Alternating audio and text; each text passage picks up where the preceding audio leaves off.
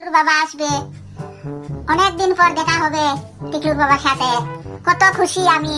এই লিপস্টিক লাগাবো, চশমা লাগাবো, তারপরে সাজবো, সুন্দর সুন্দর শাড়ি পরবো।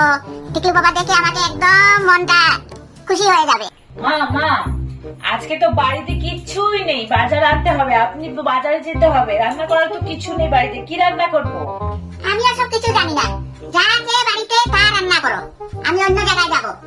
ও মা গো, এই কি কথা বলেন? বাড়িতে তো কিছুই না, আমি কি রান্না করব? আর আপনি আবার কোথায় যাবেন? আপনি তো কোথাও যান না। আমি যেখানেই যাই তোমাকে কি কৈফিয়ত দিতে হবে? আমি যেখানে সেখানে যাইতে পারি, যাবো। ও, শুনেছিলাম আজকে টিকলুর বাবা বাড়িতে আসবে। মনে হচ্ছে টিকলুর বাবার সাথে দেখা করতে যাবেন, তাই না? আমি কেন টিকলু বাবার সাথে দেখা করতে যাবো? কি বলছো তুমি এগুলা?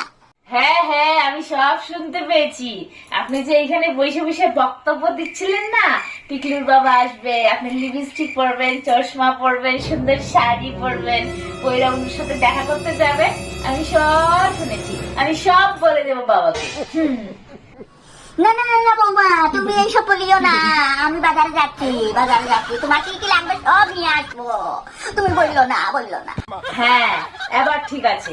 আপনার কি লাগে আমার সব নিয়ে আসেন, তারপরে আপনি কোথায় যাবেন যান, আমি কাউকে কিছু বলবো না।